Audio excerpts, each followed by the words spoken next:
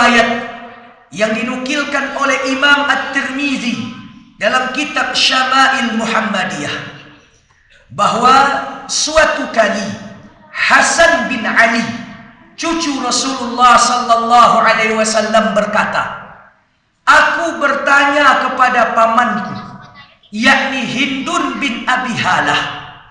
Untuk diketahui, Hindun bin Abi Halah ini ialah anak kandung Khadijah, yang mana notabene-nya anak tiri Rasulullah sallallahu alaihi wasallam.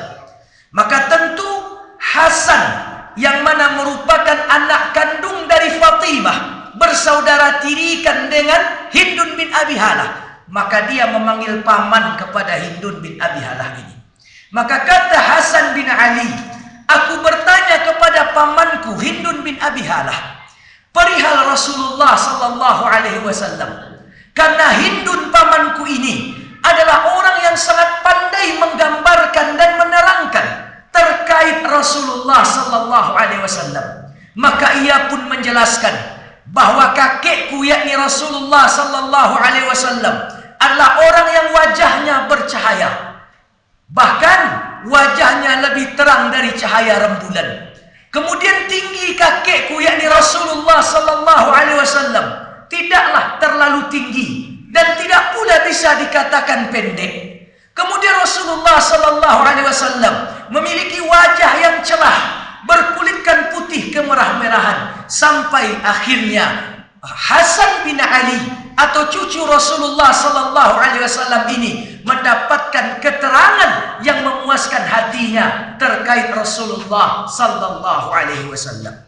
Kaum muslimin yang dimuliakan oleh Allah, bagi kita yang jeli, bagi kita yang teliti, tentu akan keheranan. Kenapa? Karena Hasan bin Ali ini bertemu dengan Nabi. Bahkan Hasan bin Ali dengan saudara kembarnya Husain senantiasa dipangku dan digendong oleh Rasulullah sallallahu alaihi wasallam. Bukankah Hasan yang sering ia bimbing? Bukankah pula Hasan yang menduduki kepala Rasulullah ketika Rasulullah sedang sujud? Maka Hasan bin Ali ini, wahai kaum muslimin, ia bertemu dengan Rasulullah. Ia tahu bagaimana bentuk kakeknya. Ia mengenal Rasulullah sallallahu alaihi wasallam. Walau waktu itu dia masih berusia kanak-kanak. Namun ketika masa berlalu, ketika Hasan bin Ali beranjak dewasa, dia sudah mulai lupa sedikit demi sedikit bagaimana bentuk Nabi sallallahu alaihi wasallam, bagaimana ciri-ciri Rasulullah sallallahu alaihi wasallam. Bukan lupa secara keseluruhan, tapi maklum memori masa kecil tidak bisa diingat seutuhnya. Maka ketika dia merindukan kakeknya Nabi Muhammad sallallahu alaihi wasallam, ia cari orang yang tahu bagaimana bentuk kakeknya ini. Ia cari orang yang akan bisa mengingatkannya kepada Rasulullah sallallahu alaihi wasallam, yakni tiada lain dan tiada bukan pamannya sendiri, Hindun bin Abi Halah. Maka ketika bertemu pamannya tadi, dia tanya, bagaimana bentuk Rasulullah, bagaimana wajah Rasulullah, bagaimana tinggi Rasulullah, bagaimana akhlak Rasulullah, bagaimana perangai Rasulullah, semata-mata untuk mengingatkan Hasan bin Ali ini kepada kakeknya Rasulullah sallallahu alaihi wasallam. Kaum muslimin yang dimuliakan oleh Allah, itu Hasan bin Ali, itu Imam Hasan. Bagaimana dengan diri kita yang tidak pernah bertemu sama sekali dengan Rasulullah? Bahkan secara jarak waktu kita sudah sangat jauh berjarak dengan Rasulullah sallallahu alaihi wasallam. Maka tidakkah muncul pula keinginan dalam diri kita untuk mengetahui bagaimana Rasulullah sallallahu alaihi wasallam? Tidakkah muncul dalam diri kita ingin mengenal bagaimana ciri-ciri Rasulullah sallallahu alaihi wasallam? Di sisi lain, ketika kita ditanya oleh orang, apakah cinta dengan Rasulullah? Kita menjawab iya. Kencang kita mengatakan iya. Ketika ditanya oleh orang, maukah bertemu dengan Nabi Muhammad sallallahu alaihi wasallam? Maka tak ada di antara kita yang mengatakan tidak mau. Pasti semuanya mau. Ketika ditanya, nanti di akhirat, maukah bersama Nabi? Mau. Iginkah berjalan dengan Nabi? Ingin. Tapi tahukah kita dengan Rasulullah sallallahu alaihi wasallam? Kenalkah kita dengan Rasulullah yang namanya setiap hari kita sebut? Bahkan yang sudah melaksanakan salat sunnah, bukankah nama Muhammad itu kita sebut dalam tasyahud kita? Yang tadi mendengar azan, bukankah terdengar nama Muhammad di telinga kita? Sallallahu alaihi wasallam.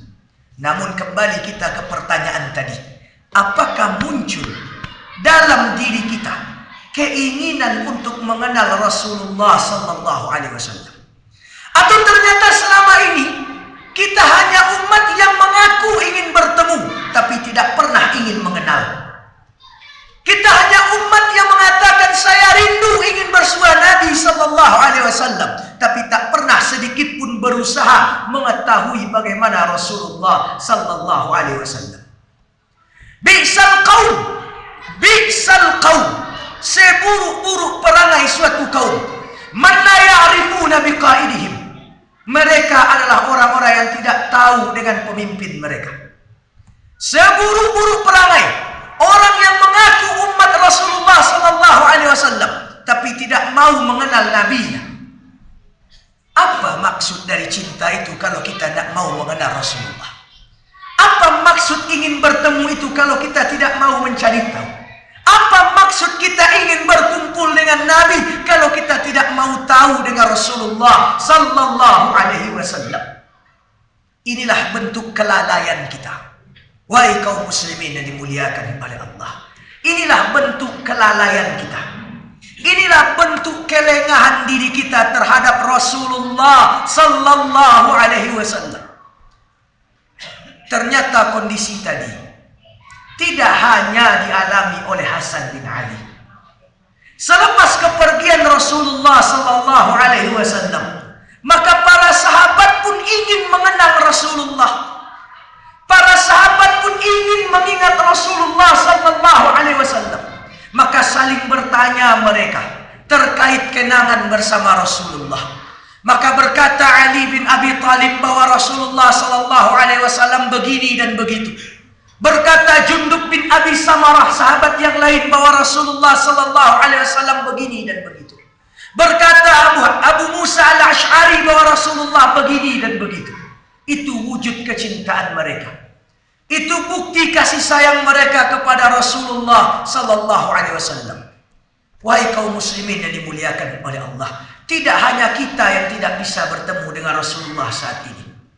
Bahkan ketika Nabi Muhammad sallallahu alaihi wasallam masih hidup, ada di antara orang-orang Islam tidak bisa bertemu Nabi. Jadi jangan pula disangka semua orang yang masuk Islam di zaman Nabi masih hidup, mereka bertemu dengan Nabi semua. Tidak. Ada di antara mereka yang tidak sempat bertemu Nabi. Mungkin karena tidak bisa menempuh perjalanan ke kota Madinah. Atau bahkan sudah sampai di Madinah, tapi Nabi tidak berada di rumahnya. Seperti yang dialami oleh kisah seorang saleh yang sangat terkenal, Uwais Al-Qarni. Maka coba perhatikan wahai kaum muslimin. Ketika orang-orang Islam yang saat itu Nabi masih hidup bersama mereka, namun terhalang oleh keadaan diri mereka, bagaimana cara mereka mewujudkan cinta kepada Rasulullah SAW? Bagaimana mereka mewujudkan rasa sayang dan ingin bertemu kepada Nabi itu? Apabila ada salah seorang anggota keluarga mereka atau salah seorang kaum mereka pulang dari Madinah dan berkesempatan bertemu Rasulullah sallallahu alaihi wasallam, maka berbondong-bondonglah satu kampung itu ke rumahnya. Mengapa? Bertanya, ba'a bantu Nabi itu, ba'a Muhammad tuh, ba'anyo, bagaimana keadaannya? Lalu bahkan ada di antara mereka yang bertanya kepada orang yang baru bertemu Nabi tadi, aduh wasalam ju Nabi. Adakah engkau bersalam dengan Rasulullah sallallahu alaihi wasallam berjabat tangan? Kata orang ini, ada. Berebutlah satu kampung itu menyalami tangan orang ini. Kenapa? Tangan yang pernah menyentuh Rasulullah sallallahu alaihi wasallam. Inilah kelengahan kita. Dan akuilah, mengaku kita lengah. Banyak di antara kita yang tidak tahu bagaimana Rasulullah sallallahu alaihi wasallam. Banyak di antara kita yang tidak tahu bagaimana bentuk Nabi itu. Maka selama ini mungkin yang kita anggap Muhammad itu hanya bayang-bayang saja. Entah bagaimana bentuknya kita tidak tahu. Dan ingat, kalaulah ini kita lalaikan, bagaimana bisa cinta tumbuh di dalam hati kita? Bagaimana cinta kepada Rasulullah itu bisa tumbuh sedangkan Nabi mengatakan tidak sempurna iman di antara kalian hingga aku ia cintai melebihi apapun. Dan Nabi pun mengatakan di hadis yang lain 3 hal menjadi tanda kalau ada yang 3 ini dalam diri seseorang, dia sudah merasakan manisnya iman. Apa yang 3 itu? Pertama dan paling utama, jika Allah dan Rasulullah lebih ia cintai melebihi apapun. Lihatlah Umar bin Khattab. Lihatlah Umar bin Khattab. Dengan polosnya dan dengan jujurnya Umar berkata kepada Rasulullah, "Ya Rasulullah, aku cintai engkau setelah mencintai diriku sendiri.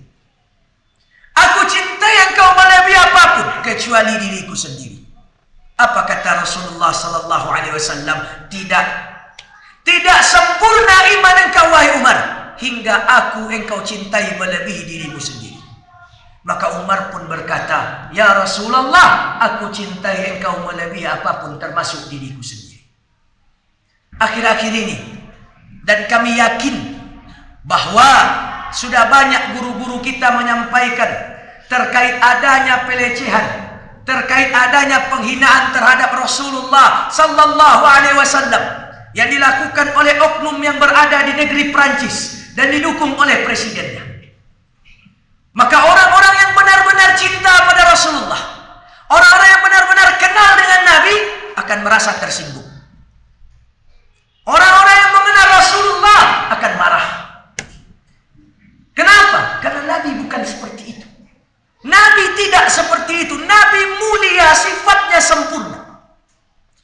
Huwal bashar walakin laisa kal bashar. Dia memang manusia biasa, tapi tidak seperti manusia umumnya. Kita tahu dan kita kenal, kita cinta.